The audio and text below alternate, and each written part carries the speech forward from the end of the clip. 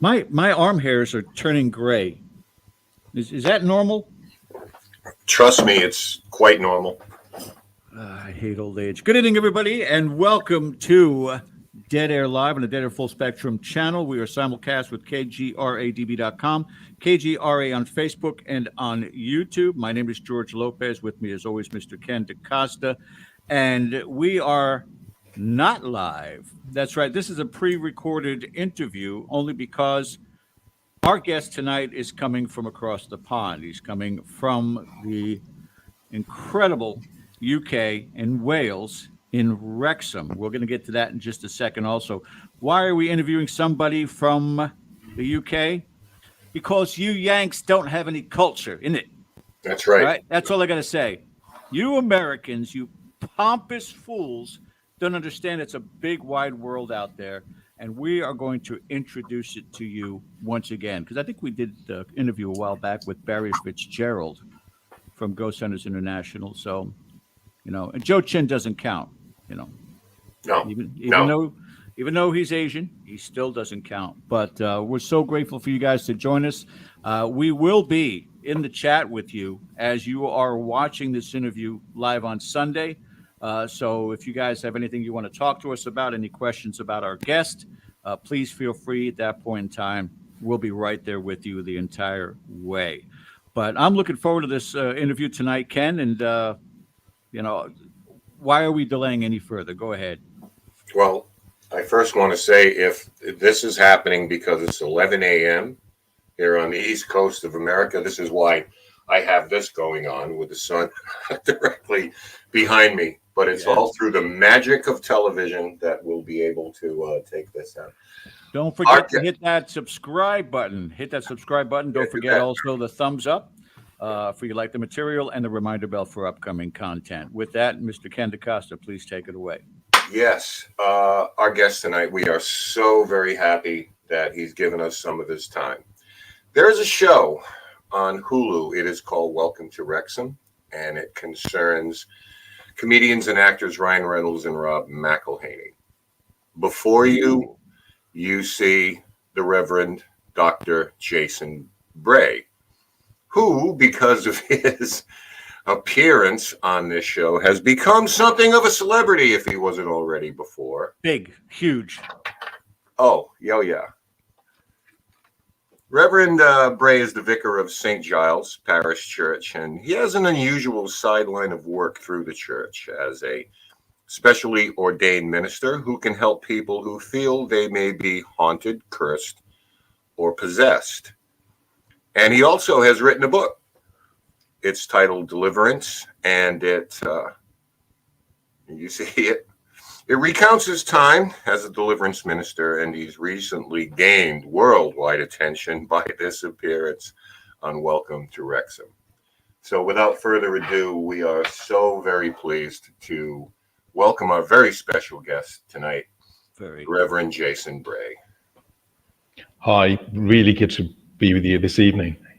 Oh, the pleasure is absolutely ours. Okay. You know, now, how are we going to do this tonight? You got two old fogies here, Ken and myself. True. I believe you are 52 now? Me, I'm now 53, sadly. Yeah. Somebody asked me yesterday, and I had to use my fingers, and I'm 53. Sadly. Sadly. Right. You know, when we have these youngsters on, it's just, you know, we have to talk in I don't understand. I don't understand generational lexicon. Yeah, I know all that new lingo that you guys use. It's crazy. Crazy kids. Yeah. So, how would you like to be addressed during the show? Is it Dr. Reverend Jason Bray? Please call me Jason. Jason, it is. We'll do that. Very, very good. Well, thank you again for joining us tonight. Again, how this all transpired. I am a huge, huge football fan, and again, for you Americans, that's soccer. Okay, you just don't understand. The rest of the world calls it football.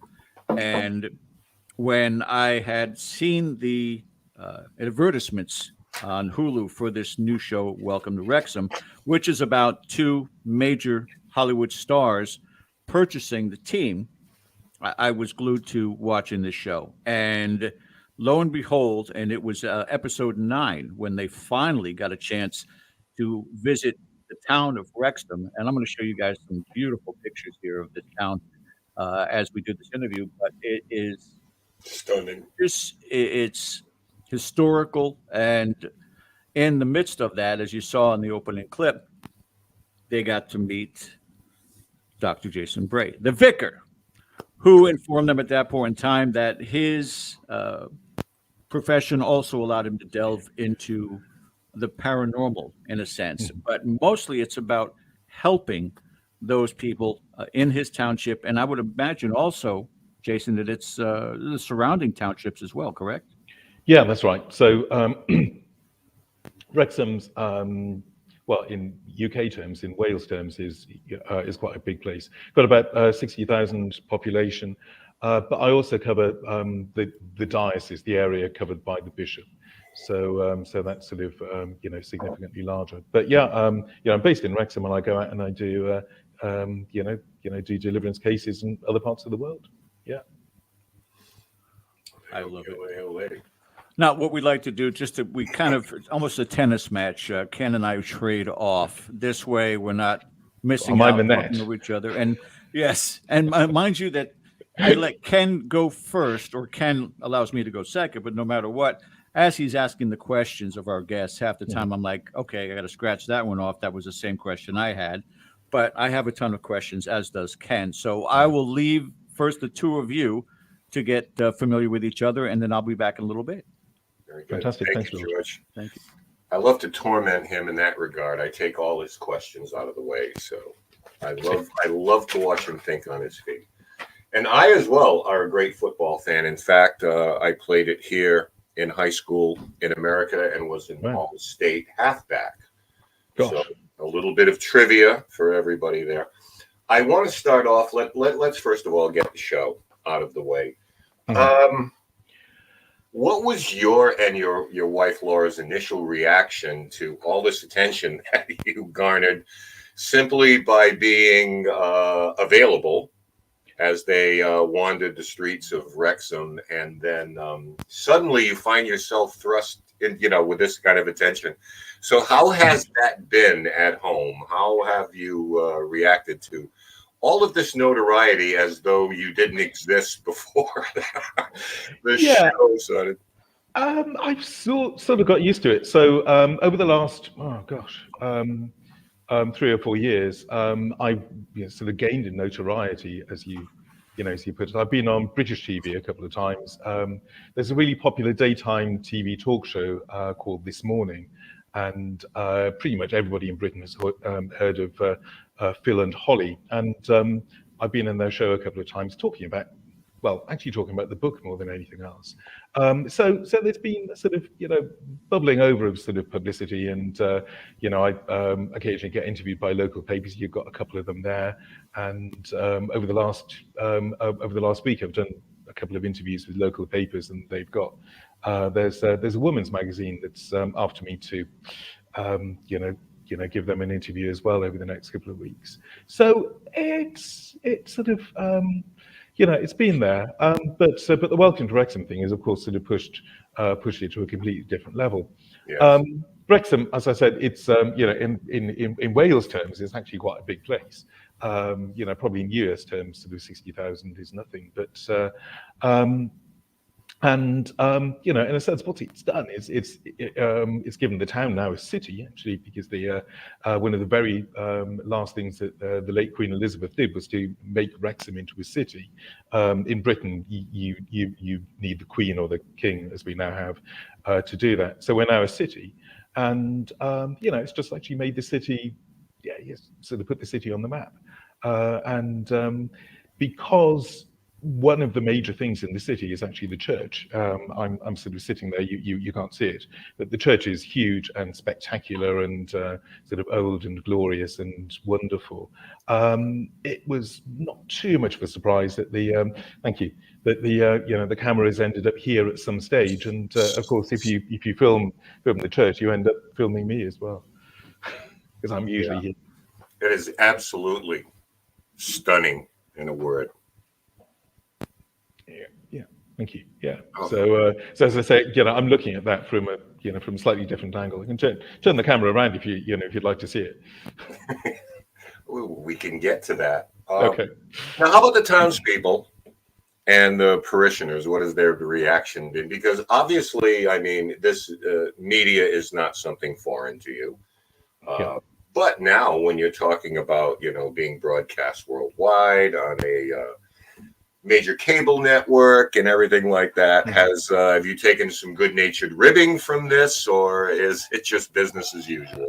It's just business as usual. My parishioners have sort of got used to it. So every week, sort of beginning during the pandemic, but every week since, I send out a sort of newsletter.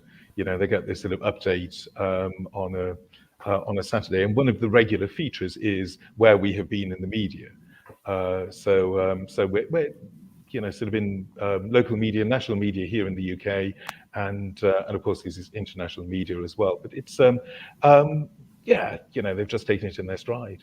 It's been it's been really good, and we've had obviously lots of visitors.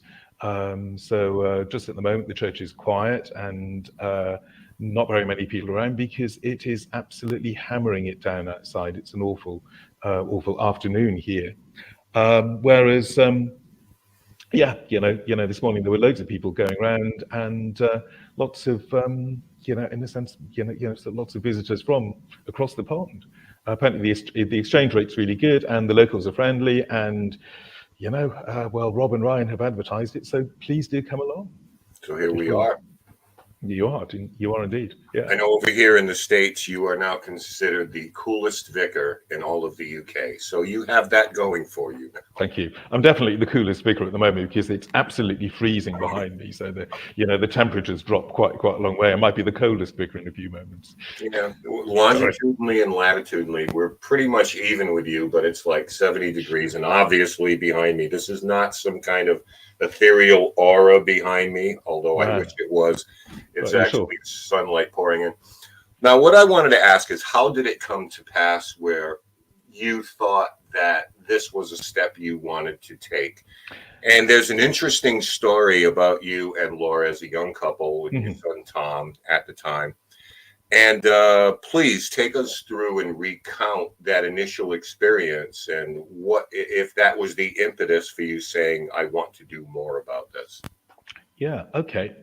So 25 and a half years ago, I was ordained. And when you're ordained, you basically get given a house. I was the curate. I was the the sort of apprentice, if you like. I don't know how this works in the States, but I was the apprentice, and I got somebody, the vicar, who was looking after me. We got given a house, and the house was sort of cold and dark, and it was a bit sort of unloved and cared for. But then it was January, and everywhere in Britain is cold and dark and unloved for in January.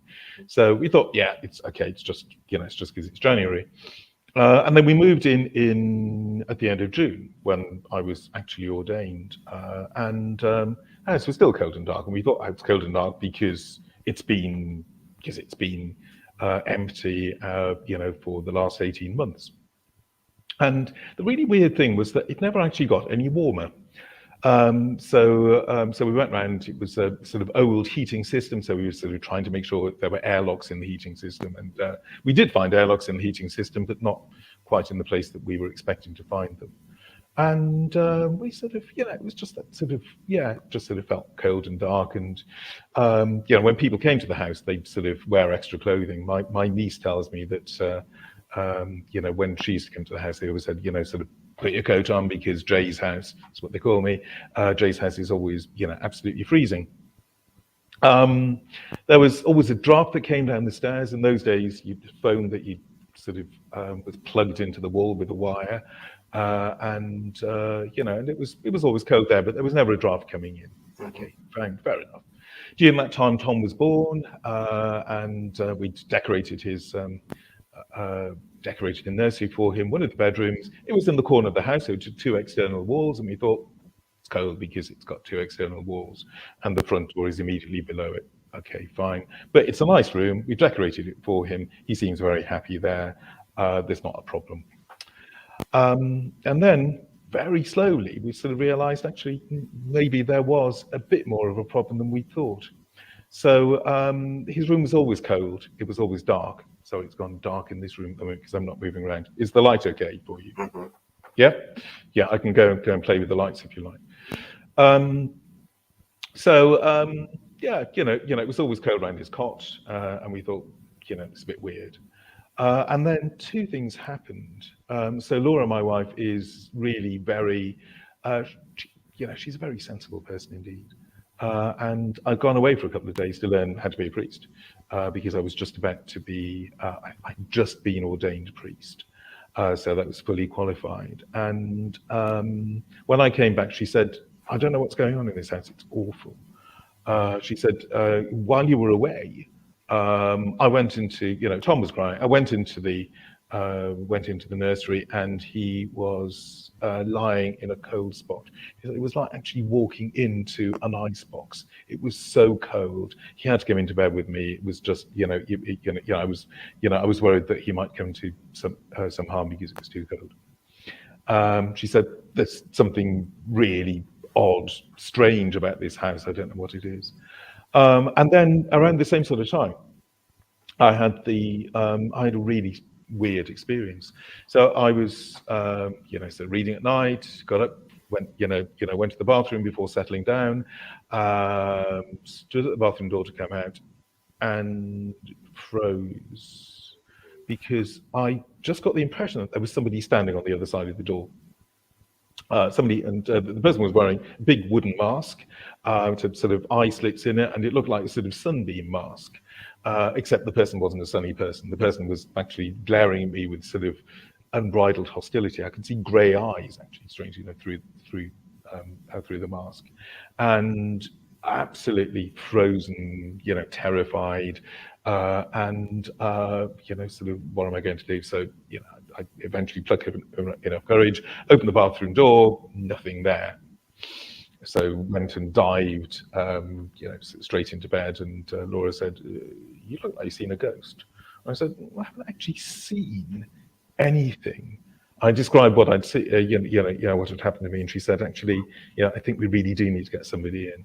So spoke to the vicar, my boss. He came in and he said, "Yeah, okay, I can do something about it." Said some prayers, blessed some holy water, splashed it round, used some prayers. He would never let me see, he wouldn't let me see the prayers.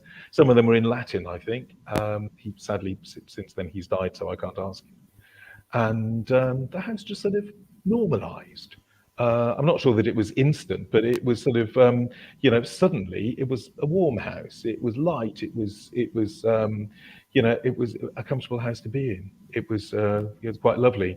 And we talking to friends afterwards, and they said actually we hated coming there because we just felt there was something wrong with it. But it's great now. And the thermostat for the heating, even though it was the summer, was the heating was always on. We turned it off because we didn't need the heating anymore. But I was talking to one of the church leaders a couple of weeks afterwards, and the vicar wouldn't have told him anything about what had gone on because he just wouldn't have. I know he wouldn't. He said, "Do you like the house?" I said, "Yeah." He said, "Interesting history." He said, "There was a Roman settlement here, as you know, 2,000 years ago. Correct. And when they, they used that sort of area on the way out of town as a burial ground. So when they were actually building the houses, they found, the remains of Roman bodies." And he said, "Yeah, I've often wondered about that." And was there some sort of connection? I've got no idea. But that sort of reaction, that sort of, maybe there is something to all this.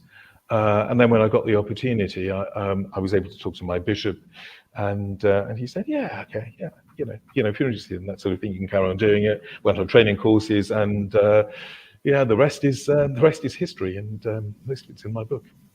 I want That's so fascinating because I wanted to flesh that out a little bit more now, because when you're called upon, how much does your own experience inform you when you're going into an environment where perhaps there's children, there's a family, maybe a young family? And the Yeah. second part of that question is, how crucial is it to you to do the research on the property itself, which predates their moving in? Because oftentimes you hear people say, Mhm. we never had an experience until we moved into this particular location. So when you're going about your process in terms of, well, let's take a look into that. Let's sort of delve into the history of this property and location, and maybe that opens some doors for you. Yeah, we wouldn't tend to do that initially. So what would happen is that we'd somebody either ring me up or drop me an email, and I'd usually try to speak to them directly on the phone, so that rather than doing everything by email, so that at least I've got some sort of idea of what's going on, and I ask them to tell me the story. And then when I go, I don't actually necessarily do a huge amount of research before I go. When I get there, I sort of ask, sort of a little bit about the history of the house. But what we do, so blessing the house and saying prayers for it, effectively from the Christian point of view, inviting God to deal with it. 9 times out of 10, it just works because it just works like that. And so we don't really have to do very much in the way of sort of prying into sort of what's happened before. Sometimes that will actually happen. Sometimes we'll sort of want to research the history of the house or the history of an area and think, actually there's a problem here, there's a historic problem. But most of the time, first time it actually resolves itself pretty much immediately, and it's only when we get called in the second time, or indeed sometimes the third time, that you begin to sort of wonder, well, actually, what else is going on in this house? Yeah, you kind of get to the fundamental part of the problem to, inform perhaps your approach going forward. Here in the States, and I'm sure as you have in the UK, there are people who title themselves demonologists, which is, I guess, the study of demons. But what I wanted to ask is, for the layman, the process of, for lack of a better word, becoming a deliverance minister or an exorcist, could you tell us a little bit what you can about that process? Is this an arduous process? Is it take a period of time? Or what essentially is sort of the training process like? Okay. Yes. So we work in teams. So I head up a team in my diocese. It's called the Diocese of St Asaph, which is the place where the cathedral is and the bishop lives. So there are about 6 or 7 of us in the team at the moment. And what we're doing is we're sort of looking for people that we think might be a suitable person. Somebody. So we're looking for somebody who's fairly level-headed, somebody who isn't likely to jump to conclusions, somebody who's interested but sometimes not too interested. So if somebody's really, really got a burning, burning desire to deal with the paranormal, that might begin to ring alarm bells for us.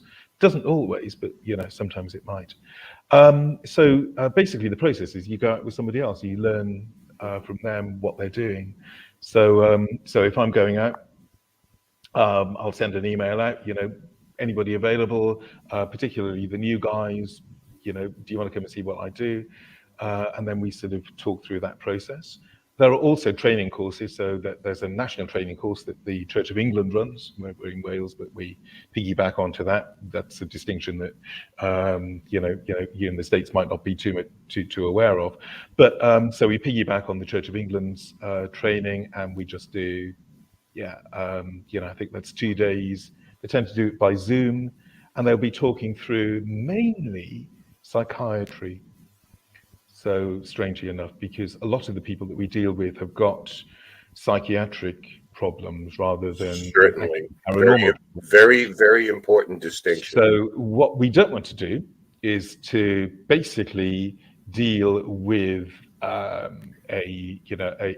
psychiatric problem through spiritual means.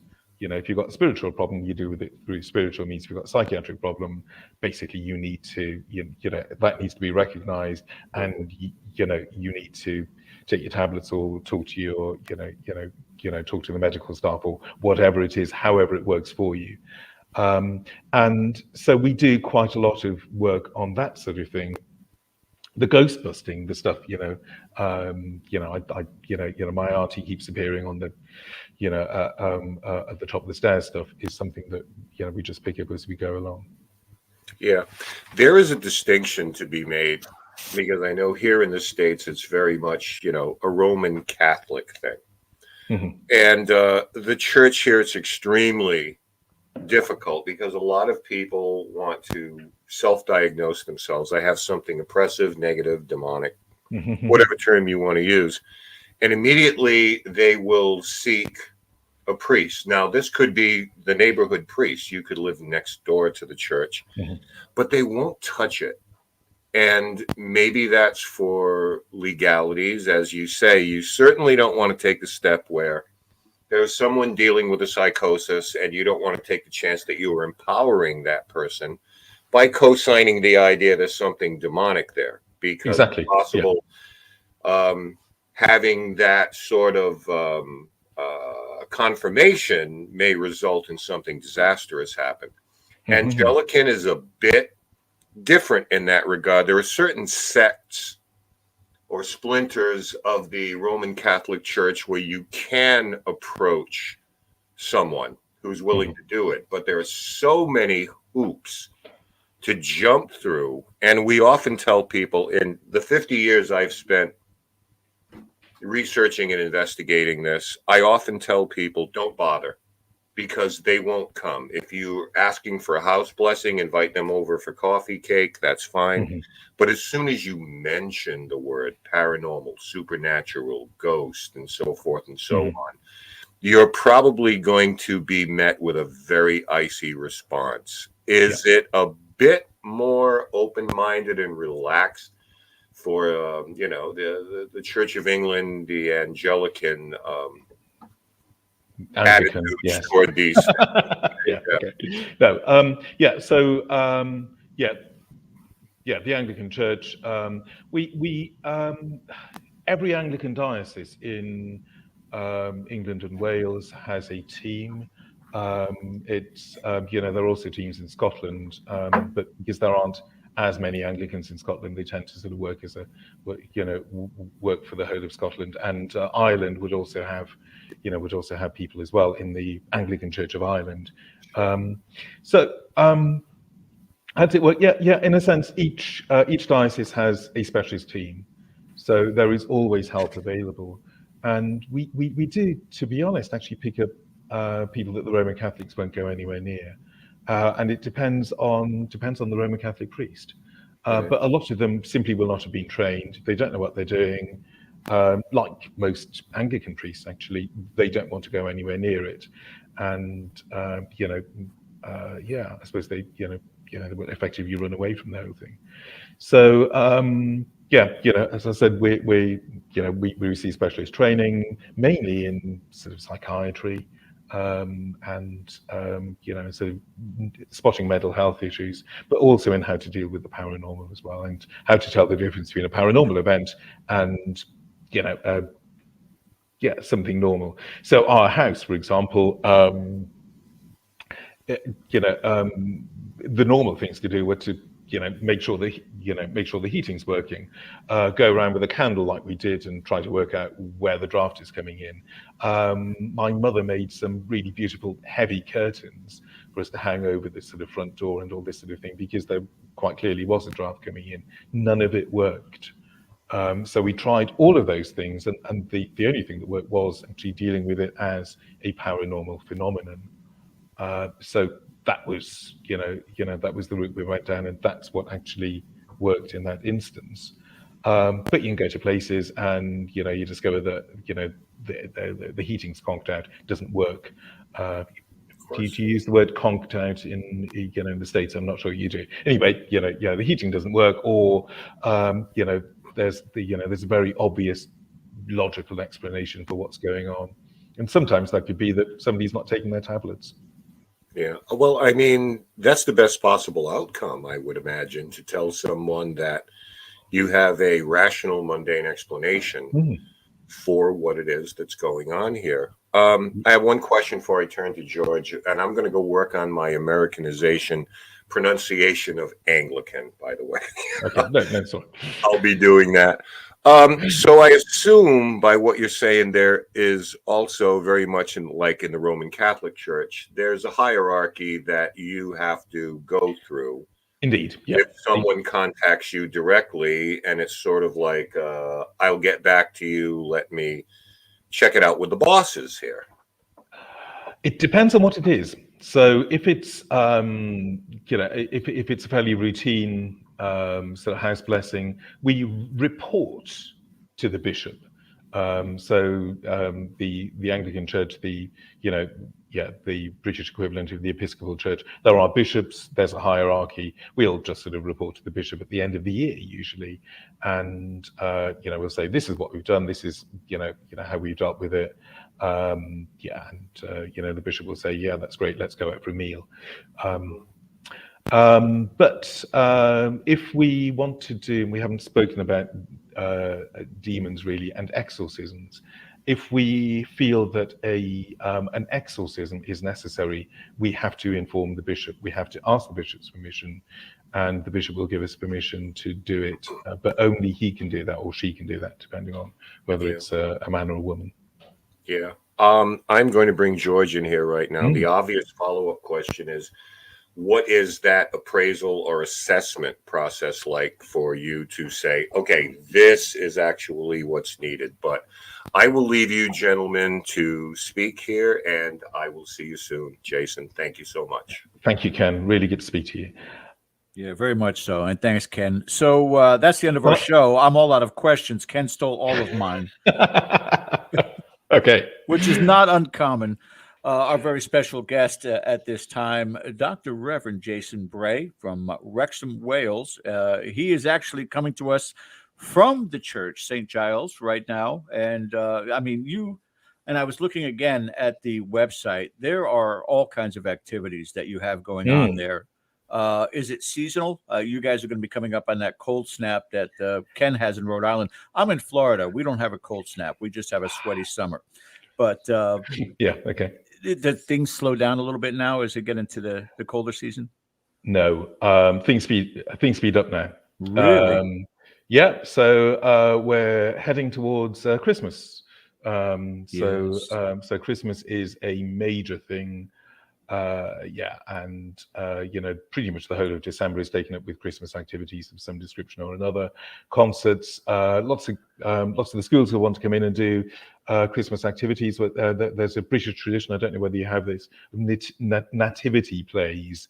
So where your child dresses up as Joseph and Mary, and you get shepherds and kings, and that very often happens in the church. We've got a whole load of concerts coming up. We've got something called the Christmas market. About 10,000 people will all be trying to get into the church all at the same time. That's on a Wednesday. Wow. And we just one day, and it is absolute mayhem. And it just goes on and on and on and on. So that by the time we get to Christmas Eve, it's a standing room only service for the kids, and I usually dress up as something. I'm not quite sure what I'm going to dress up as this year, and if I knew, I wasn't going to. I'm not going to reveal it. That's the biggest secret of the year. What's he going to do this year?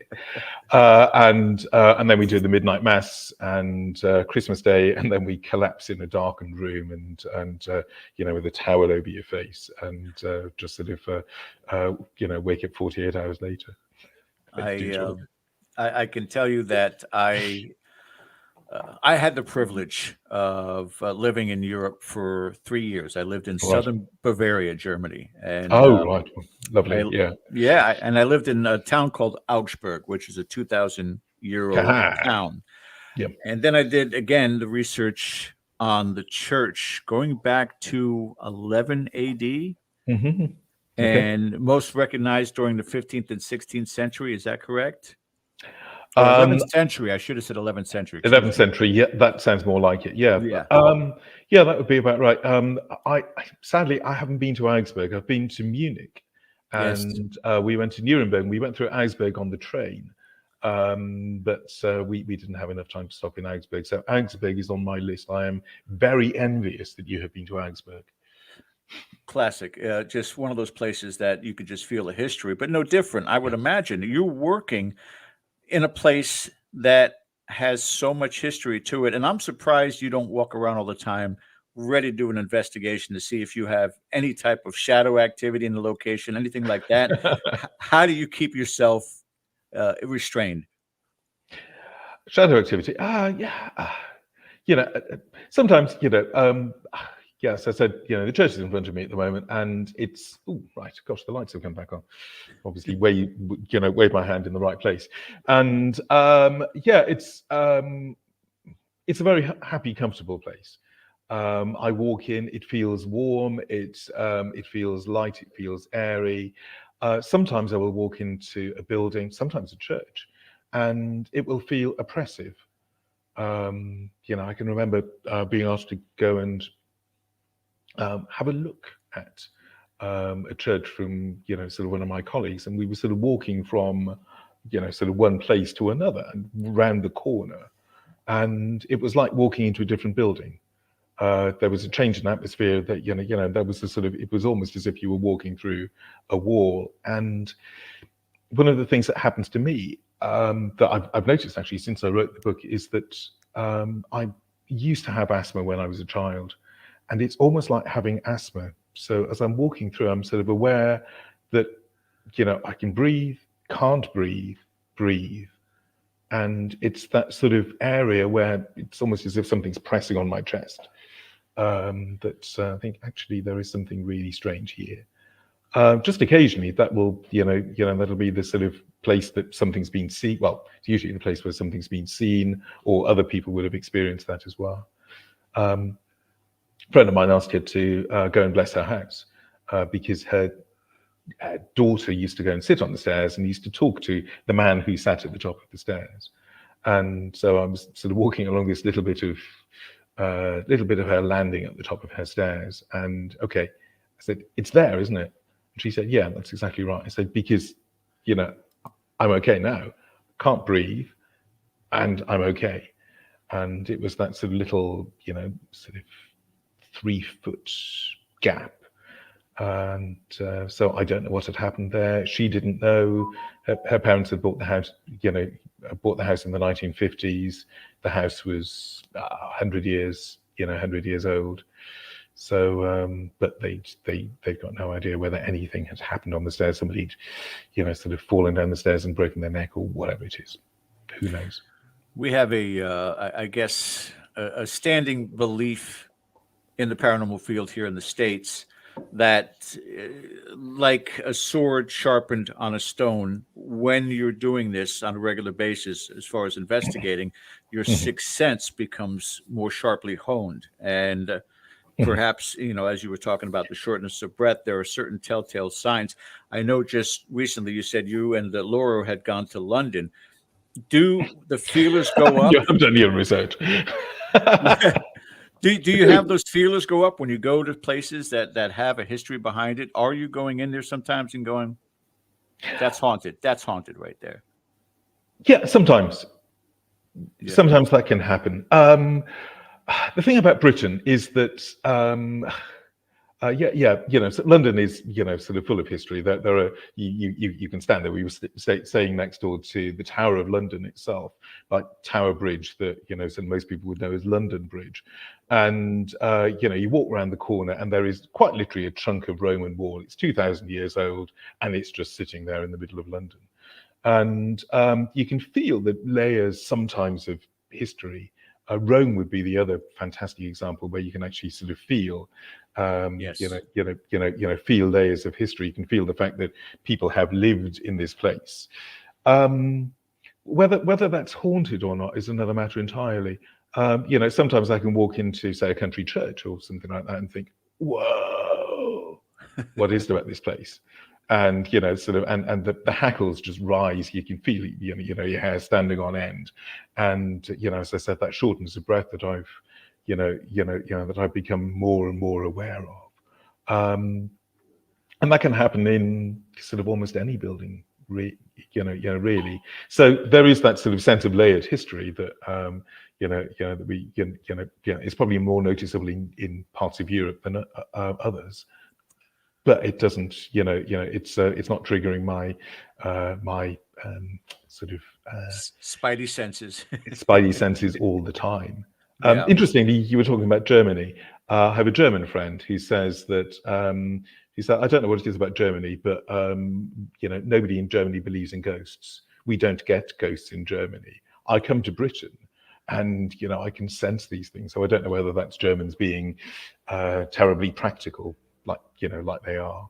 Would it fall under the category that you would think that, again, and a lot of people believe this, that a lot of manifestations tend to be poltergeist, that it's self-created? I know you've looked into this before. Yeah. Okay. So most of what we most of what we deal with is basically poltergeist activity, and as you say, it is self-generated. It's like an electric storm. Like some things, so it builds up, and then it earths itself, and it will earth itself on a physical object. So in the book, I told the classic example of this was the house where there was a teenage son and his mother, and they were having rows absolutely all the time. And she was a Roman Catholic. She'd called the Roman Catholic priest in. The Roman Catholic priest said, so has somebody been playing with the Ouija board? And it sort of worked out that her brother had once played with a Ouija board, so she had a row with her brother. But that didn't solve the problem, and all sorts of, he'd been called in a couple of times. Eventually, she decided that she'd try somebody else, and she rang me more by accident. She wasn't intending to speak to me at all. She was intending to speak to another, the vicar of another church. But she got hold of me, and I said, "Okay, I can sort this out for you." But she'd called me because she and her son were having a row. He was standing at the top of the stairs. She was standing at the bottom, and her favourite thing in the whole world was behind her. It was a blue glass vase, and it shattered while she was shouting at her son. And she said, "Well, I don't know what this is." He was frightened as well. And it was almost a sort of open and shut case of, actually, this is poltergeist activity. It was the tension between you, that made that happen. So he's standing at the top of the stairs. She's yelling at him, giving him absolutely everything she's got. And he's standing there. The resentment, the sullenness is building and building and building. And, it seemed to have earthed itself in her vase, which shattered. Wow. Terrified the wits out of all of them. And that's what seems to happen with poltergeist activity. That it's not actually a ghost, it's not an entity, it's an energy, and it's an energy that is owned, belongs to, or whatever, that comes out of somebody who is alive and present, not dead. I have to ask, it's almost a double-edged sword. When it comes to the openness in Europe, and again, I'm addressing this to these Yanks here stateside, but we, as Ken was mentioning earlier, have this absolutely strict wall between whether it's Catholicism, Christianity, that there is no such thing as a ghost. You're either speaking to angels or you're speaking to demons, and there's no such in between. The openness of your parishioners, the openness of the residents of Wrexham and the surrounding areas. Is it that the history is so much greater that extends that openness? Is it a cultural thing? what are we missing here, or that we're so wound up here in the United States? There's so much in-house fighting that nobody can really get anything done. But your opinion on that? Have you thought about that before?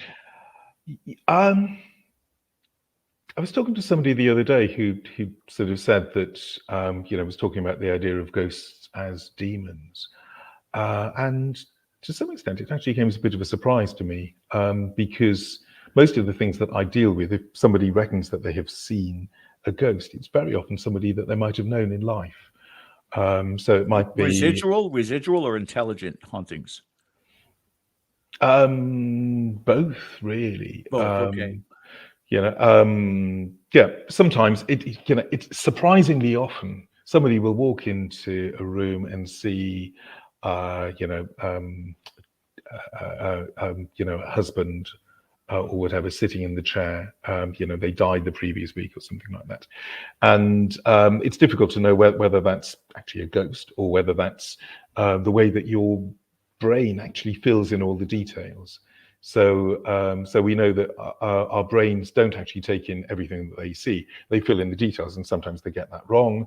And so you walk into, you walk into the room, and Len or whatever is sitting there in the chair, because that's where Len was always sitting in the morning, and your brains fill that in.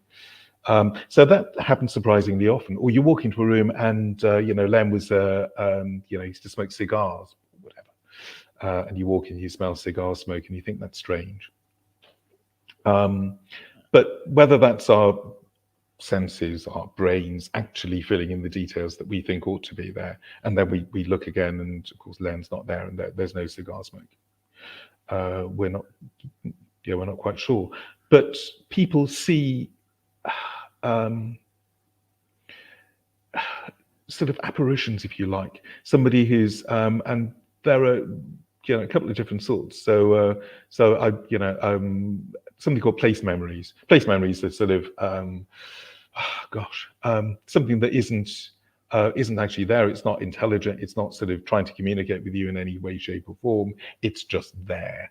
The classic example would be the sort of Roman soldiers who walk through a house in York.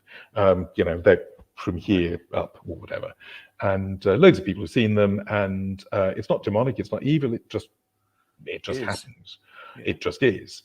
And there are lots of examples of that sort of thing, so we tend to call that place memory. It's almost if buildings have some sort of memory recorded into them, and sometimes when you're actually renovating particularly an old building, relatively old building, you can trigger those memories if somebody's been very fond of the place, or just happens. You see somebody wandering through, and there are loads of instances of that. Very often, different people will see the same thing. Yeah, so we have something similar with that here in the States, Gettysburg. Yeah. Okay. Yeah. But that's a really good example. Lots of people have seen the sort of the atrocious battle that happened in Gettysburg, and it's just it's one of those things, really, isn't it? It's sort of not evil, it's not demonic, it's just there. It's history replaying itself, and sometimes that can happen in a traumatic place like Gettysburg, and sometimes it can just happen because that's what somebody always did. It can be a sort of habitual action. As well as that, there are the ghosts that try to communicate somehow. So again, in my book, I've mentioned a couple of these. There was a friend of mine, Pete, whose ex used to appear in the shower. The ex was dead. So you just sort of walk into the shower room, and there was there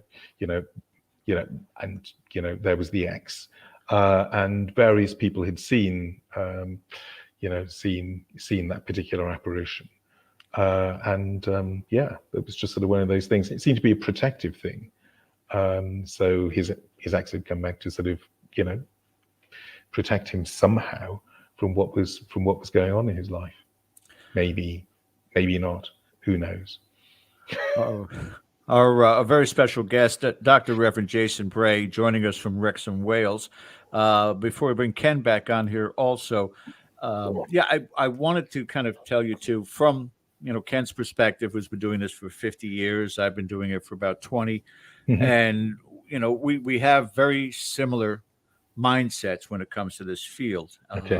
I know that you've talked in the past also about the shows, especially the ones that air here in the States. I know you've watched Most Haunted in the past, but the other ones that come on here, and we know most of Ken and I both, in one way, shape, or form, know most of the people who are on those shows. And you've talked about yelling at the television on some documentaries. But I would say that where we get frustrated from an investigator standpoint, from being a foot soldier out there in the field, is that the advancements are just not, there's not enough of a collaboration within this field. And one of the things, going back, talking about Gettysburg or the Roman soldiers, is that there's not enough of a study, of a concentrated study, to look at the time that the events are happening, the dates the events are happening, the weather, the moonlight, all the different things to try and figure out, is there a predictability to a residual or echoed haunt? And yet, to my knowledge, there's not been that type of research yet in the field. So we got to move forward on this, I think. Okay, but that's quite interesting. I've been, I'm currently reading a book by an Assyriologist, expert in ancient Mesopotamia, ancient Iraq, called The First Ghost, a guy called Irving Finkel, who works in the British Museum, and he says that there is a famous ghost that haunts part of the British Museum, and he's tried to see it so many times and he never has. So you can never actually predict when the ghost is going to appear. No. Quite interesting to sort of tabulate, sort of, is there a time that you need to be there? And then, of course, you got a whole load of people turning up and it doesn't happen. Yeah, the predictability, again, is not there. And yet there seems to be those particular circumstances. It could be the viewer itself, the person who's seeing this, is part of the condition. It's not just at random. Yeah, and I've encountered people in my ministry who are more likely to see a ghost than others. There are some people who who've never seen anything at all, and there are some people I've spoken to who have regularly seen sort of ghosts, relatives, sometimes traumatic things, sometimes just random things. You might call them psychic or sensitive or something like that. They, most of them regard it as a complete pain because, they've got it's just sort of walking down the street and there was, somebody I thought was dead walking towards me and I realized that they were dead. It's really unpleasant. It's disturbing to say the least. I've had some of my experiences myself, as Ken, and but at the same time, there is something that I don't want to necessarily use the word angelic, but to be able to know that you have crossed that veil and had that experience, you almost look at it as somewhat of a blessing. As Ken's back with us, we got about 3 minutes here before we take our break. But very, very quickly, I know that you had talked before that your son Tom, who's in his 20s now, but he had a fascination with regards to a particular doll here in the States. Which doll was that? Doll. I honestly can't remember. He's the expert, really. He knows more about hauntings and that sort of thing than I do. I just deal with them. He's the expert. But I honestly, I can remember him telling me, but it was Robert the Doll or Annabelle. Well, Annabelle wouldn't have been around at that point in time, but Robert the Doll certainly has for quite some time. I'd be guessing. Sorry, need to talk to him. Sorry, we do love our dolls here. Yeah. Okay. Ken, any comments on what we were speaking about just now? No, fascinating talk. I know that there is much more to delve into after the break, so I want to give Jason an ample amount of time to respond to this without cutting it off. But when we come back, I really would like to get into the human element of these type of things. You know, Okay. especially as a reverend, of course, you know, you're dealing with the human condition, people's emotions toward this. So that's something that I would love to cover when we come back. Yeah. And, Fantastic. Sounds really good. And just as a reminder, and I'll do it on the other side of the break, ladies and gentlemen, that this is a pre-recorded interview with Dr. Jason Bray. We did this, well, today is Wednesday, so you're watching it on Sunday. Once again, Ken and myself are in the chat with you right now at this time. So if you have anything that you wanted to add to it, you know, with regards to our guest tonight, please go ahead and do so. But again, once as we said before, as a reminder, please go ahead and click on that subscribe button, also the thumbs up and the reminder bell. But we are so privileged to have this gentleman join us, and we'll be back after the break for our second hour of the show. And you are watching Dead Air Live on the Dead Air Full Spectrum channel. Ken, you want to go ahead and hit that, sir? You bet. Let's take a break. We'll be right.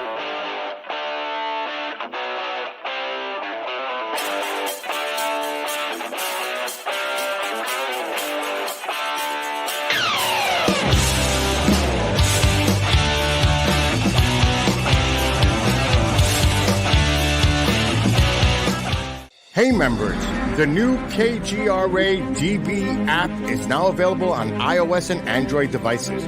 Gain on-demand access to any KGRA DB programming. Download any show directly to your mobile device to listen or watch on the go. Go to the App Store and search KGRA DB.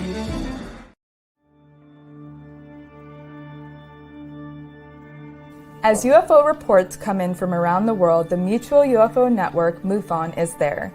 We continue to explore new cases and build our massive database. We share our information with the world in a number of ways. If you would like to be part of our investigative team, you are always welcome. What could be more exciting than exploring the UFO question firsthand? Join MUFON, find your friends.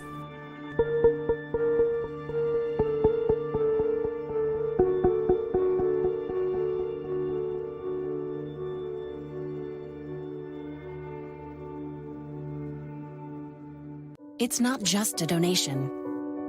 It's a warm blanket. It's a bottle of clean water.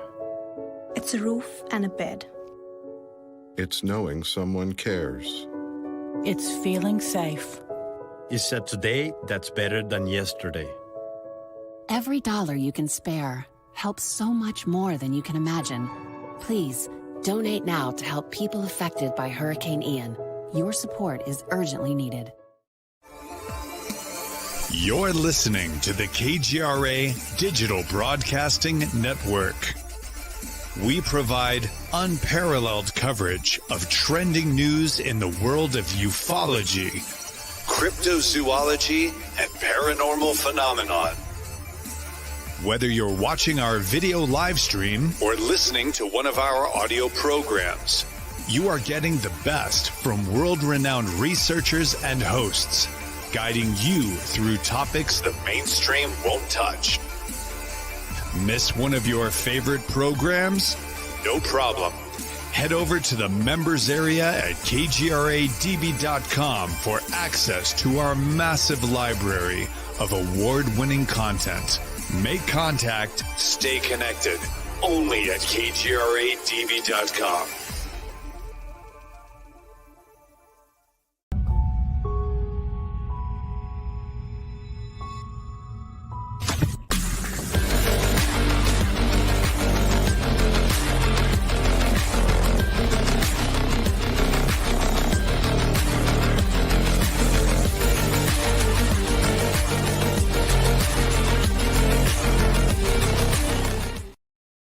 All right, guys, welcome back to the second hour of our pre-recorded show with a very special guest, Dr. Reverend Jason Bray. We'll bring him out in just a second here. Ken, what's going on with Monday Night Monsters tomorrow? Monday Night Monsters? I'm not sure. Ooh, it's going to be a special surprise. No, they are actually doing a pre-recorded episode because we took a little bit of a break during Halloween. They're going to be talking about the legend of Sleepy Hollow, which arguably is one of the most iconic ghost stories known to mankind. Wonderful work of literature. that one of our hosts, Christopher Rondina, undertook quite a task to actually travel to Germany. That's right. To find the actual name and identity of the Hessian soldier who's at the heart of this, who had his head removed by a cannonball. So this is where legend meets reality. So Christopher is, I know, going to talk about his trip to Germany, the adventures and misadventures that he had there. But actually, that such a person did exist and has a name attached to him. So that will be coming up Monday at 8 p.m. Eastern on Monday Night Monsters with Christopher Rondina and Ron Murphy. And that show is really gaining momentum now. Yes, it is. You know, fascinating to watch two people who are so well versed in legends, brilliant, and history be able to break these things down, whether it's the history of ghosts, the history of Halloween, the history of vampires, or some of our favorite 1930s monsters, you know, the origins of Frankenstein and some of the literature that led to the movies and the things that we watch now. So that's coming up Monday. Thursday on Paranormal Perspectives, Carl Johnson and Elise Jamarco Carlson will be welcoming Mike Ricksecker to the show. And, you know, Mike from his series, you know, Alaskan Hauntings, the Alaskan Triangle, and I'm sure that, and his work in terms of the phenomenon of shadow people. So that's Thursday. That will also be at 8 p.m. on Dead Air Full Spectrum. Subscribe, join us. Absolutely. Check out all these wonderful stories. And don't forget also that Ken has his strangely, bizarrely, weirdly show. You expect nothing less from me. That it has some great stories to it, and you guys definitely want to check it out. But I want to get back to our very special guest tonight, since, you know, this is a long-distance call and it's costing us a lot of money. But want to make sure that you guys get a chance again. Do check out this incredible show on Hulu, Welcome to Wrexham. And it is, you know, it's an episodic show. I imagine second season's already in full swing being filmed. We'll talk about that with our very special guest here. But here he is on screen with Ryan Reynolds and Rob McElhenney. And we are so privileged to have him join us tonight. Once again, please welcome to the show, Jason Bray. Thank you, sir, once again for being here. It's my pleasure, absolute pleasure. Thank you for asking me. Oh, thank you. Wonderful to host you. Yeah, long distance call indeed. And by the time we get done with this, it'll be dinner time for you. So I hope so. But we hopefully it'll stop raining by then. But no doubt, absolutely. Are they filming a second season? Have you heard that yet? Yes, I think they are. I haven't been filmed yet. They did actually get in touch with me last week and say, yeah, you're around on Monday, and I wasn't. I was in London. So yeah, but maybe they'll get around to filming me again. I'm not that bothered either way. Hire an agent. My advice to you. Yes. Have you been out to the games? Football. The matches, yeah. Sorry, just trying not to choke. No, I haven't, I'm afraid. So Wrexham's a town, city, whatever, that's half mad about football, and the other half of us just go, what? What's going on? Okay, it's fine. So I do, however, have I do follow the matches on my phone, so I know that they won. They won against Maidenhead 1-0 last night. So at least, at least I'm up to that. But no, I've never actually watched a live football match in the last 40 years. It's probably for the best, because the fans would probably want to censor themselves in your presence. Because I'm sure they wouldn't. I'm sure they wouldn't. It's not an issue. No. Anyway, so we're switching off again to Ken, so I can leave it to you, sir, and I'll be joining you at the bottom of the hour. Fantastic. All right, George. Thank you so much. What I wanted to get into a little bit is the human elements involved in what you do, because you can't talk about the paranormal without talking about the science of it. And I can tell you, as someone who's done this for a long time, long ago, I gave up the idea of, we must prove this to science. We must adhere to the scientific method. And my attitude toward that is, if you talk to anthropologists, they will tell you that the earth is their laboratory, because science wants a repeatable experiment always and is under the same conditions that anyone can perform. But just like anthropologists will tell you, the earth is a very volatile place. Rains can come during a dig, cold weather, any one of a number of intangibles that can happen to impede progress. And I would suggest to you, and I would love to hear your thoughts on this, human beings are also a very volatile species. We have our good days, bad days, we get angry, we get happy. So when we're investigating the paranormal and, ghosts, for lack of a better word, if we carry that personality into another realm or dimension, it stands to reason that we are also volatile and not repeatable. We don't do the same thing. So I think therein lies the challenge for people who do investigate these things. And, the scientific method, like it does in anthropology, doesn't play into us, because it's difficult to do any kind of experiments or arrive at a hypothesis based on repeatable phenomenon. So your thoughts on that, Jason? Right. I'm not a scientist by any means, and I've spent most of my time actually just dealing with these things rather than actually examining them or investigating them. Although I did have an interesting conversation relatively recently with a scientist. So I was invited to preach in a Cambridge college, which is very nice. And so the chaplain had read my book and said, can you come and preach? And one of the professors there was a physicist of some description, and we began to have a conversation about sort of actually so I explained as my sermon talk, whatever, a bit about what I do, and sort of covered some of it. And he said, yeah, I can. Your ghost. He said, yeah.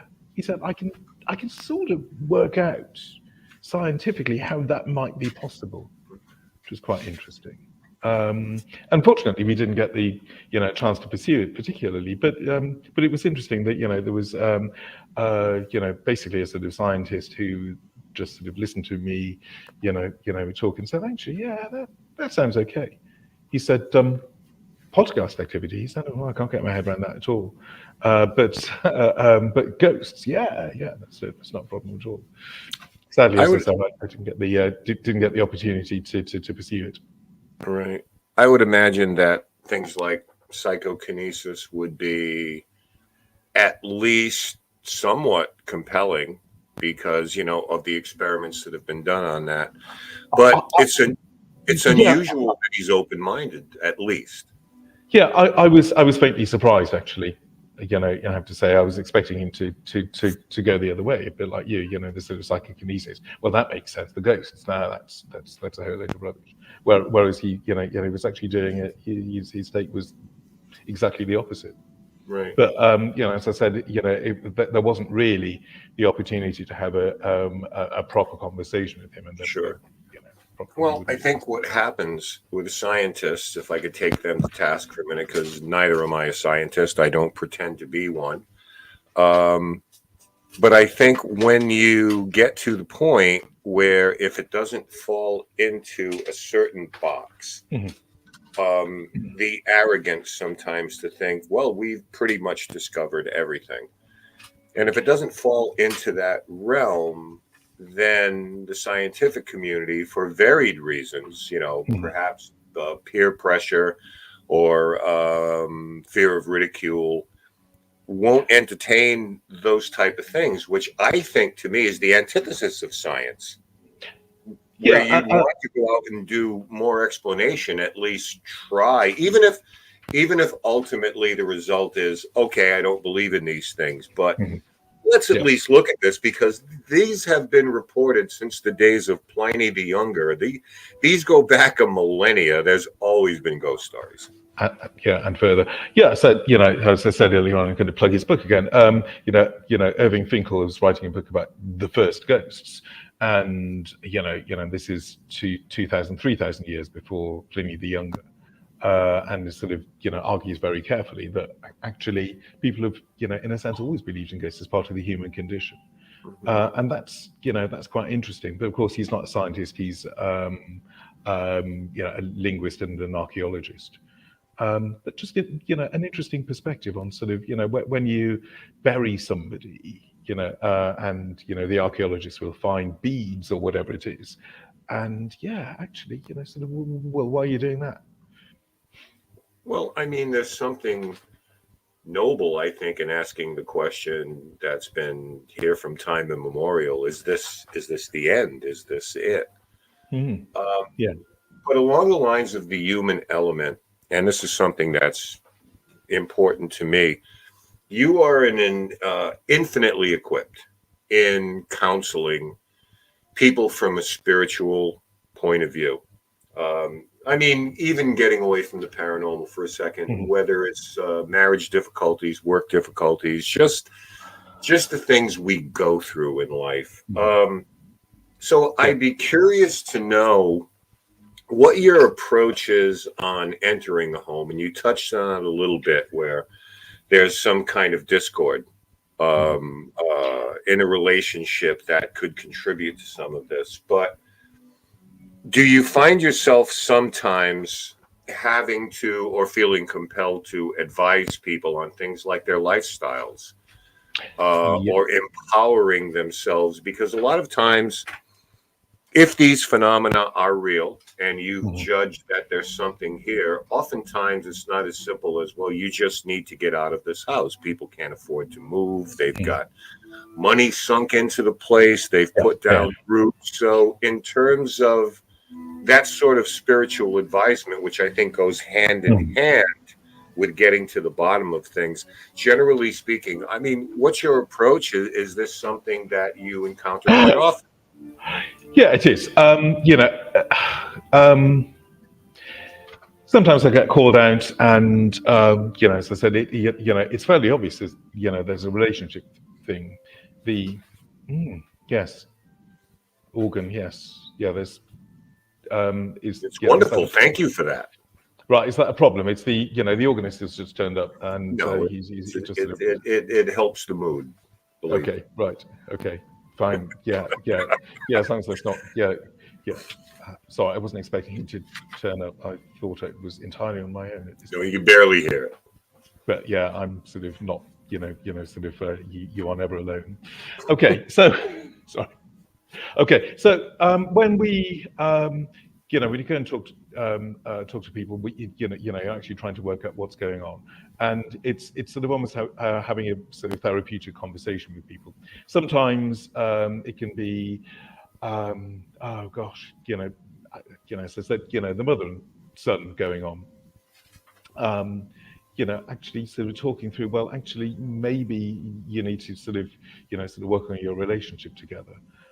Sometimes I've been to see houses where,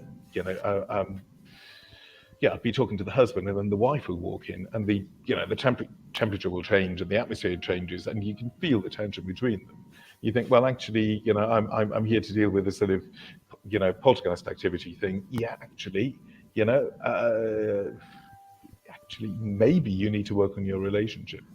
And in that particular instance, there was all sorts of things going on in their house. But they just need to work on the relationship. And a lot of the time, sort of people will just turn up in the church. So church is sort of open pretty much all day, every day. And people will turn up. And sometimes they have conversations with me about sort of paranormal stuff. But a lot of the time, it's just sort of, I'm sitting there listening to somebody pour their heart out because a relationship has broken down, or somebody's died, or, sort of, they just need somebody to talk to. I'm the person they come to. And actually working through those sort of those things with people is one of the privileges of any ministry, and deliverance ministry is just the sort of pushing the boundaries a little bit further. Yeah, in terms of perhaps something that you deem to be legitimate, as far as the haunting goes, is it important to you, or is it part of the arsenal to tell people they must empower themselves and kind of, I'm not saying take an adversarial or some kind of provocative stance against whatever's there, but they also have to claim their space and not allow themselves to be a victim to it. And in doing so, then you sort of empower yourself to move forward on this type of thing. Because those things, I know they can get complicated, can't they? Yeah. So what we would try to do would be to, as well as sort of enabling people to live with something, is actually to move it on. So, again, the sort of model that we use is that through prayer, through inviting God to deal with it, what's caught gets moved on. And that's, in a sense, the result we're looking for. So we're not really interested in the sort of, sort of how you live with your problem, unless it's, persistent poltergeist activity, in which case, actually, you need to work out what it is that's triggering this. And sometimes it can be sort of a narcotic use. There's tell the story of the book, but somebody constantly, sort of, you need to come and see me again. This is triggering off again, and it turned out that there were narcotics being used, and that'll do it. So it depends on what it is. If it's if we deem it to be psychiatric or psychological, we'll deal with it in that way. If we deem it to be paranormal, actually, we'll try to get rid of it. Yeah. A question that's often asked that we've gotten a myriad of answers to is, does one have to have strong faith or be particularly religious in order to be affected or encounter something like this? No. How much does faith play into that? Absolutely not at all. So I deal with people who, sometimes I deal with people who are regular churchgoers, or either my own churchgoers or other people. Sometimes, a lot of the time they don't believe in anything at all, and it's just sort of something, sort of really strange that's happening to them. Most of the time, they're people who have, and this is quite common in Britain and in most parts of Europe, sort of residual Christianity. So they have some sort of, they have some knowledge of the Christian belief system, but they're not committed Christians at all. They would never come to church, and they, but they would say that they sort of believe in God. Well, they believe in something. Right. And so the majority of people in Britain and the UK probably fall into that category, and they're the people that we're most likely to deal with.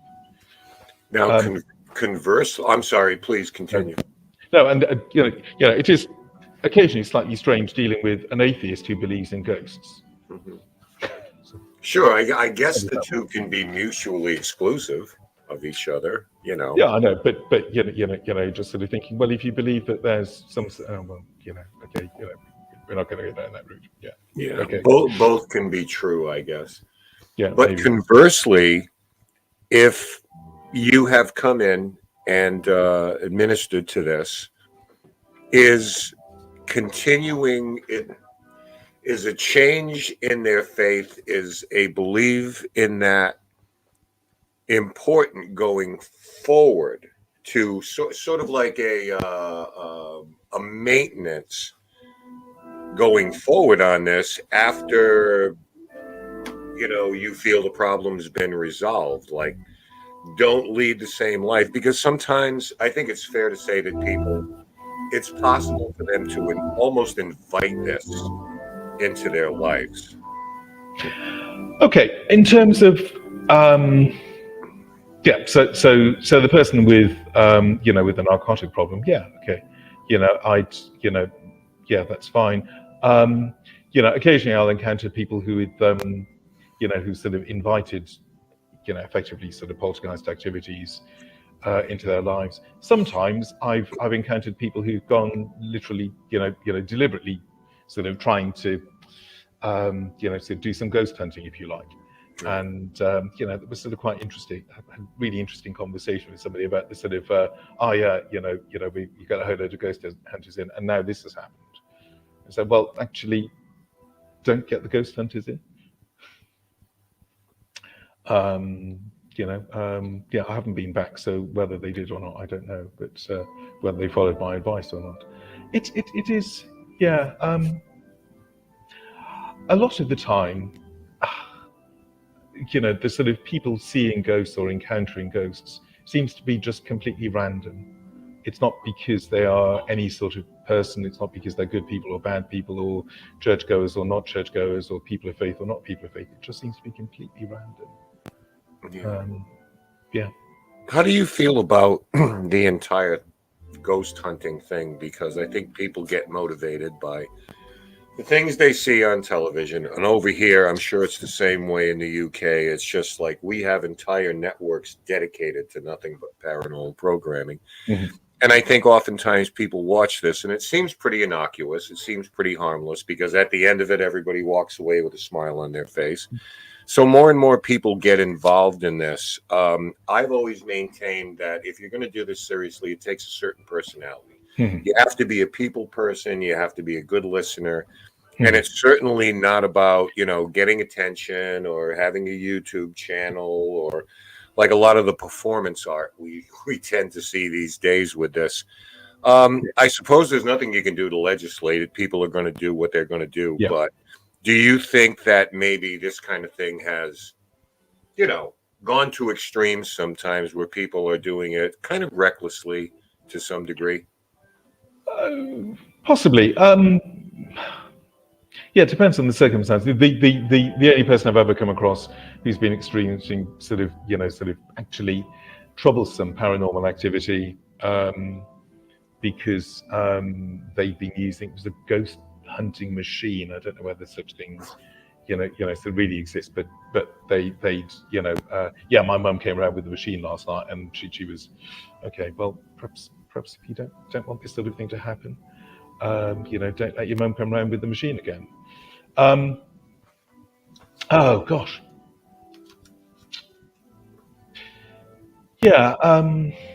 We get, there's a, I can't remember what the channel is called. I think it may be the Paranormal Channel. I don't tend to engage with, sort of things like that, partly because I don't have the time, but partly because when one of those things is on, I start screaming at the TV, and my wife has to turn it off before I break the screen, because it will be, be just sort of crackpot, really. I know that feeling. But I realise it makes, it makes good TV. It was like, you're mentioning Most Haunted, and I've wondered whether what they actually do is they manage to sort of trigger some sort of poltergeist activity. So you get people sitting in the dark. This is a haunted house. We're going to sit you in the dark. Okay. And the sort of tension builds up, and you do wonder whether they've managed to find a way of harnessing that, and then the tripod falls over or a bulb explodes or something like that, and have they just harnessed that sort of thing, if it's a real phenomenon or if it's not just somebody pulling the tripod over on a piece of string. And there was famously with Most Haunted in Britain. They had a medium, sort of psychic medium in, and they tricked him, and that he was. You're speaking, of course, of Derek Akora. Sorry? You're speaking, of course, of Kieran O'Keefe tricking Derek Akora. That's the one. I didn't see it myself because I didn't, I wasn't watching the program. A friend of mine showed me all about it. He said, "Oh, this is, okay, whatever." Yeah, but it made good TV, and everyone knows about it. Yeah. I just think sometimes because of this, people have an unrealistic view because they understand. I mean, we have to do this in the dark, and it's sort of a plot device. Because I'm sure when you have decided to pay a visit to someone, you say, "Well, I can only do it at midnight, and all the lights must be off in the house." It's not the reality of what you do. No, we just turn up in the afternoon, and at a convenient time. Just occasionally, it might be at night. This time of year in November, it's, it gets dark early. It's 4:30, and it's already dark here. So we just turn up at that sort of time, but it doesn't really matter. And we also tend to try not to over dramatize things. So, I would never turn up and say, "Hello, I'm the Exorcist." "Hi, I'm Jason. I'm the person who's been sent to sort out your problem. Can you show us where the leak is in the in the fabric of time and reality, and I'll just plug it for you." That's great. As if I've been sent to sort of fix the electricity or the sort of gas supply or whatever it is. Yeah. I want to, before I bring George in, to wrap things up, I want to flesh that out a little bit because it's important to me. Because again, we're talking about preconceived ideas that happen in popular culture, whether it's TV, movies, and they're powerful mediums. They do affect people's attitudes. That's why they sell cars on commercials, because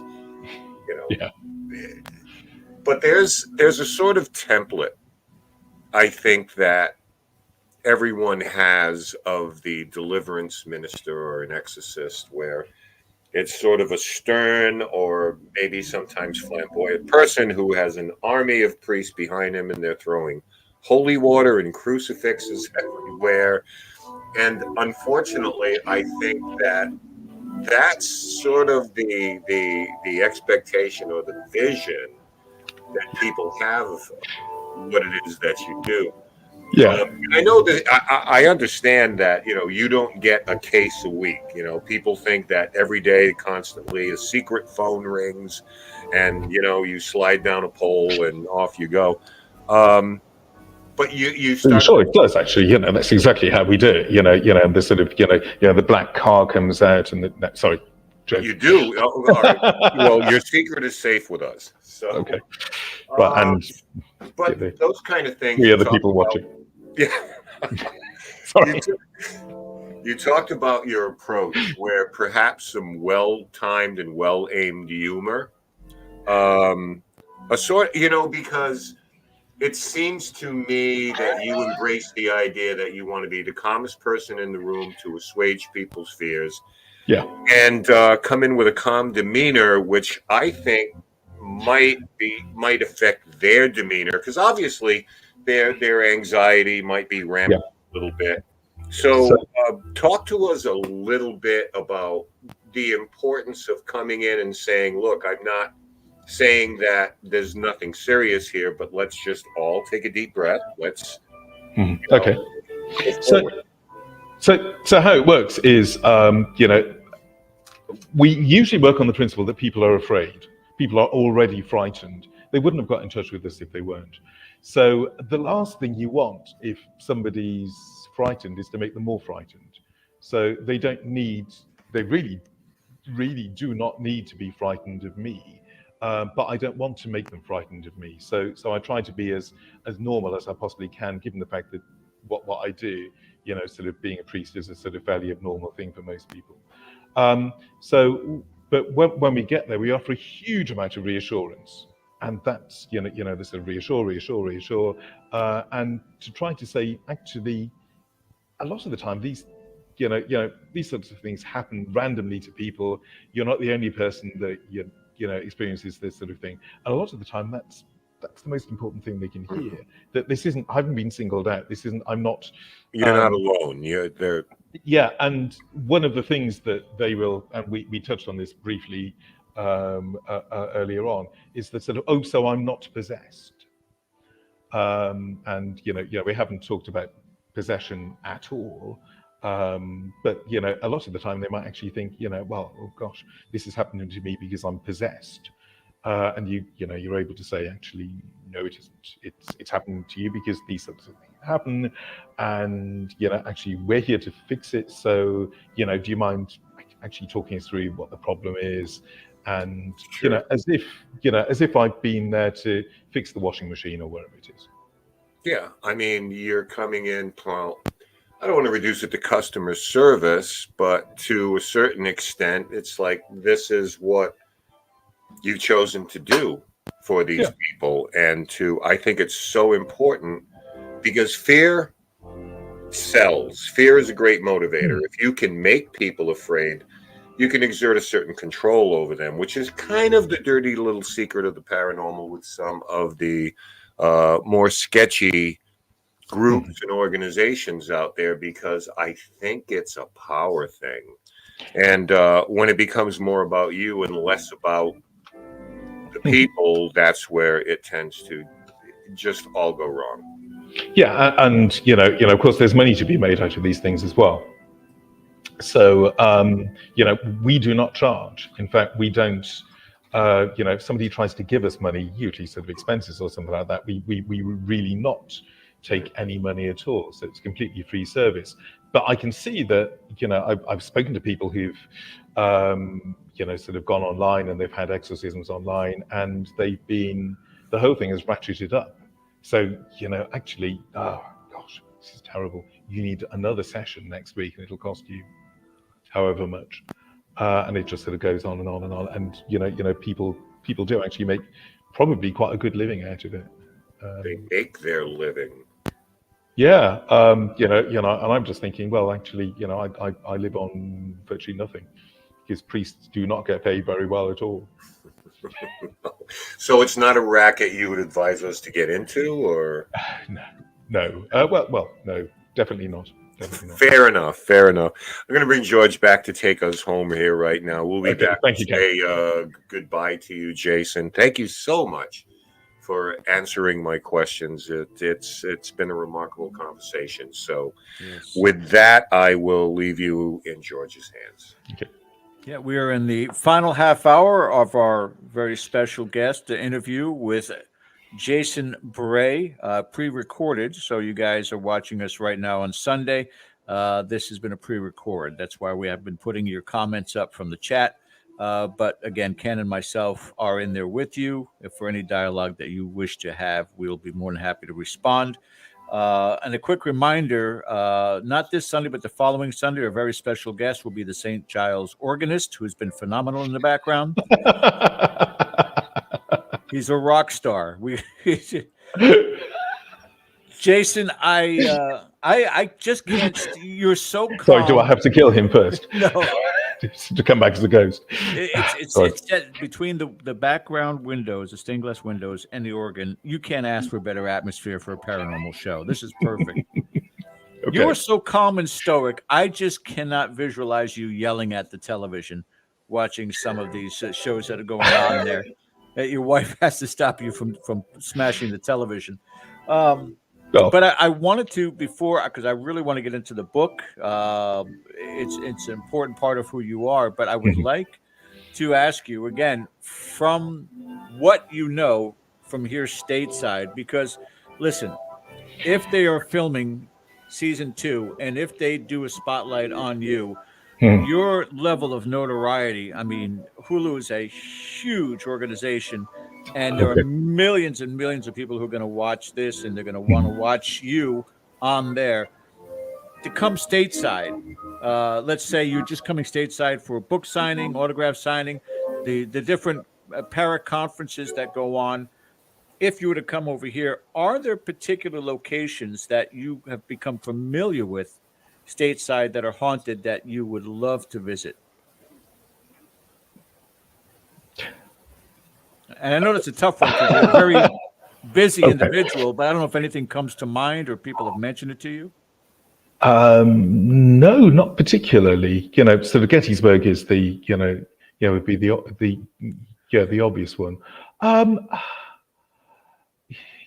Would it even be of any interest to you to do something like that?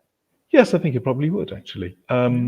A TV producer approached me relatively recently and wanted me to sort of do something, something like that in Britain, to sort of go to particular haunted sites. And then, like most of these people, a bit like the ghost who was an apparition who then disappeared, and I didn't hear from him again.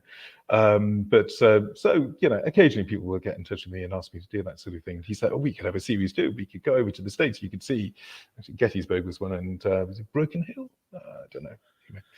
Anyway, is that one that's anyway. So it's vast. It's an amazing place too. Ken, if you could come back on screen for a second too, Sure. just to let you know the type of company that Ken tends to roll with in the great state of Rhode Island. Ken, could you tell Jason where you just were last night?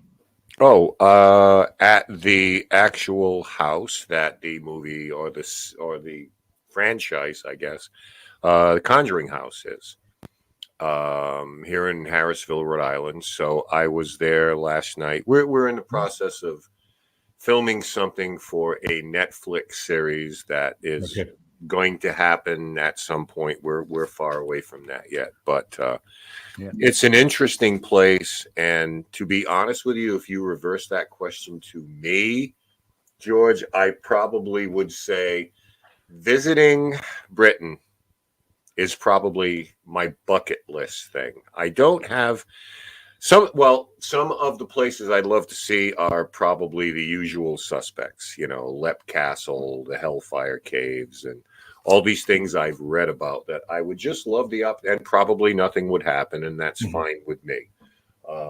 But things like that, just to satisfy my own curiosity. That's been a target destination. I've actually been invited to go there, and people say that they will put me up for the weekend, even if they have to throw their husbands out to get a spare bed. So I'm speaking to Bernice, our friend from Ireland, because and this is why we love having you on, Jason, because we actually have quite a following from the UK. So maybe oddly enough, I'll be even more notorious. Yeah. Okay. Okay, so Ken is a stone's throw from places like the original and official Conjuring house. Lizzie Borden's is like 7 minutes from his house. I have Disney World. I have Disney World and that might be more terrifying. Yeah. Oh gosh. Yes. Yeah. I feel all that fear. As people go over the. Oh gosh. Oh, just the sharks at the beach are enough for me. That'll do it. So I appreciate that, very much. So thank you. Let's go down the road with regards to your book. I want to talk about this on several different levels, including what prompted you. It's not very often that you have a man of the cloth that will put out a book of something of this level. What prompted you to want to do this and got you to put pen to paper? Right. Okay. I didn't want to do it. Sorry. Yeah, basically. So what happened was that I've been doing this for years. And a friend of mine lectures in a university. She lectures in law. And she'd organized a symposium, said, actually it's going to be about, human rights legislation and exorcisms. So what I'd like you to do is to sort of basically fill in some of the background, sort of talk a little about what, Deliverance and, the exorcism side, sort of what you do, what the legal implications are, and then we can go on from there. Basically, the issue is that if you are being exorcised, you will not be able to give your consent. So is it a violation of your human rights? Big thing in sort of some aspects of law, because axiomatically, if you're possessed, you won't want to go anywhere near somebody like me. Okay, so wow. Well, that's how it works, isn't it? If you've been, if you are genuinely possessed by something that's taken over your entire being, entity, will, it's not going to let you wander into your local church and say, I'm possessed, I want you to exorcise me. Because it wouldn't. Because you wouldn't be possessed. But how would that enter into a court of law? In other words, you're not if you're going in and you want to sue the people who came in and performed the exorcism, then we're talking about you're still talking with the entity that is possessing the person, if that's their choice on it. I would imagine the other person or the person that is being possessed willingly would be happy to have that exorcism performed on them. Or is it just that choice was never made? It's slippery slope. yeah, and it's probably theoretical actually, because those sorts of exorcisms almost never happen. But exorcism against somebody's will, that's a human rights thing. So you're imposing your belief system on somebody else, which in British law would be a bit of a problem. Interesting. All so right. Anyway, but that was the background to it. So I gave him a little talk, and somebody at the back put their hand up and said, "Can I ask a question?" And I said, "Yeah." And he said, "Have you ever had dealt with interfaith? An interfaith case?" I scratched my head and I thought, yeah, actually, there was a Muslim family that the son reckoned that he'd seen the ghost of a monk. It was a Christian ghost, and therefore I was the person who needed to go in and sort it out, because they needed a Christian priest because it was a Christian ghost. I said, yeah, that was about it. I said, he hadn't seen a monk at all. It was just boring poltergeist activity, and we sorted it out for them, and that was fine. And then Go ahead, please. Sorry. So this was, sorry, I can I have some more water? Of course you can. So that was in November. In January, I then had a phone call from the Sunday Times. Sunday Times is quite a big paper. It's one of the Rupert Murdoch papers, very prestigious. And they said, "We've got this story about you." And so the story goes that you were invited to exorcise a Muslim woman, but you refused to exorcise her because you were worried that she would be suffering from sexual abuse during the exorcism. What? Where on earth did you get that from? Oh yeah. Actually, somebody told us that this was, this what was what you were saying at the symposium. I said, well, it didn't happen like that. Well, what did happen? I said, yeah. Well, okay, we've got this story. We're going to publish it anyway. So you might as well tell us what really did happen. What actually really did happen was relatively boring. And then once he'd done that, I realized that I had basically given a whole interview about this sort of thing. And he said, okay, it'll be in the paper on Sunday. So page 3 of the Sunday Times, which, as I said, massive paper in the UK, probably the most prestigious Sunday paper. There I was. Following morning, somebody rang me up and said, "I'm a literary agent from London. Have you thought about writing a book about it?" And I said, "No." He said, "Would you like to?" And I said, "No." He said, "Think about it." And I said, no, I really don't want to. He said, "Look, you think about it. I'll get back to you in a couple of weeks' time." So he rang back in a couple of weeks' time and he said, "Have you thought about it?" I said, "No, I still don't want to write the book." He said, "Are you sure?" I said, "Yeah, okay." And so I spoke to my bishop eventually, and my bishop said, "Well, actually, this is an opportunity to tell the story." So one of the things that we're always worried about is that people, because they don't know where to find help, will find help wherever they can. So they will go online and they will talk to, sort of online exorcist, or they will, the online exorcist will tell them helpful things like, "No, you are not psychotic, you are possessed. So you can throw away your medication." We've had that time and time again, and it is so frustrating. So we can sit there and say, actually, you're not possessed. What did the doctor say? And the doctor told me to take this medication. Well, why don't you take it? Well, I'm not, I'm not psychotic. I'm possessed. and you go round and round and round. But if we're able to do that, at least we can point them in the direction of somebody who will genuinely be able to help them. And so actually getting the story out, I think, has been quite important, so that people actually turn to us first rather than last. So that if you know, and because we can genuinely help, or we can point you in the direction of somebody else who can help without actually taking a huge amount of money from you. And that's a really positive thing. So the church in Wales actually felt it was really positive. Nobody's ever really spoken about it quite as much as I have before, because there is an understanding that it is done with that deliverance ministry is done with a minimum of publicity. And minimum of publicity actually is a way of protecting identities. But it's been assumed also to mean actually deliverance ministers really never talk about it, never reveal their identity. Some of them occasionally do, and they get into, they get all sorts of people from across the world asking them to do podcasts and all that sort of thing, or go on radio shows.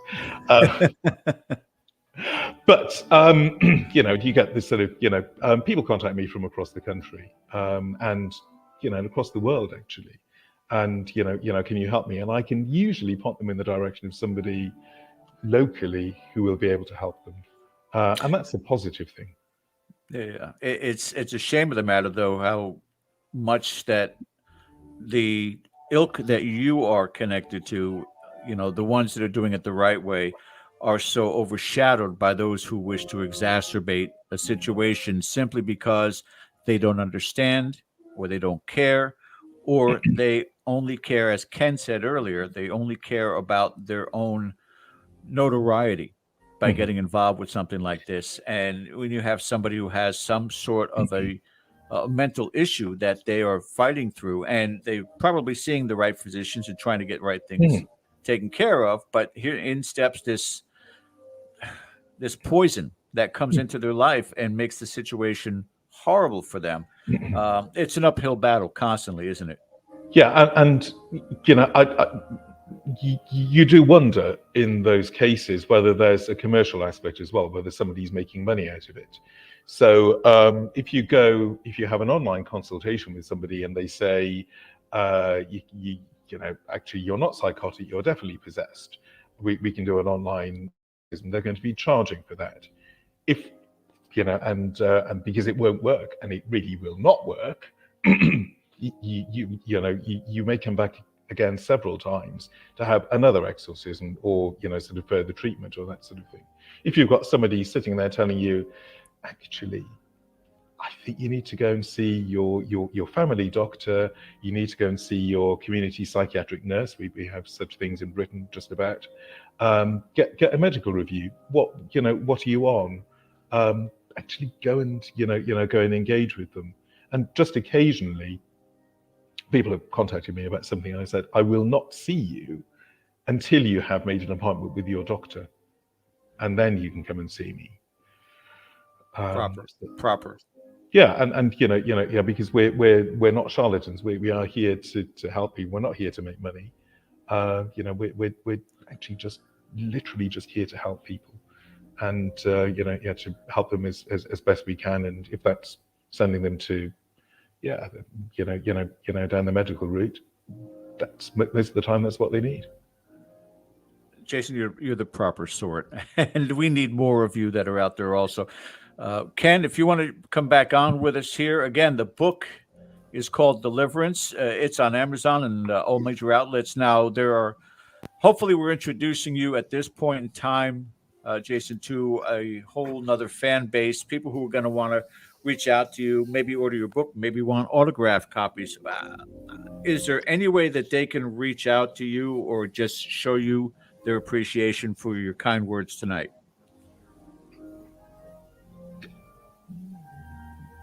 Twitter.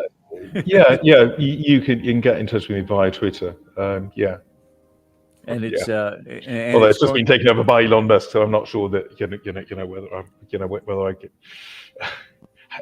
We'll have to pay for it. No. Right. Okay. No, it is it's absolutely a pleasure to have an opportunity to speak with you and have you join us on your very, very busy schedule. And hope that you have the best of 2023 and stay busy. And hopefully sometime you do make it stateside. We'd love to shake your hand, sir. Okay, thank you very much for having me on. It's been, it's been an absolute pleasure, and yeah, sort of, yeah, I hope you also go from strength to strength. Yeah. We will. It's been an honor, my friend. Thank you so much for your time today. Not at all. My pleasure. Jason Bray, ladies and gentlemen. Best Thank to you, your sir. family. Bye-bye. Oh, guys, that was awesome. Again, this is a pre-recorded interview, but we are airing it right now on our Sunday show. We'll be back live the following Sunday, and make sure you guys do check out all of the content here on Dead Air Full Spectrum. Giving our thoughts and prayers to our producer with KGRA, Bill Forte, who's come down with bronchitis. I spoke to him earlier, and he's just underneath a blanket trying to recover. So hopefully he'll be doing well here soon. Back, Bill. But again, thank you guys. You're handing a 16-year-olds the keys to the Maserati. You know that, don't you? Yeah, don't ever do that. Don't ever do that. But appreciate you guys for joining us. Again, hit that thumbs up button. Don't forget to subscribe and reminder bell for the upcoming content here on our show. You have been watching Dead Air Live on the Dead Air Full Spectrum channel. My name is George Lopez. With me is Mr. Ken DaCosta. As always, guys, have a great evening, Sunday evening, and we'll talk to you soon. Take care.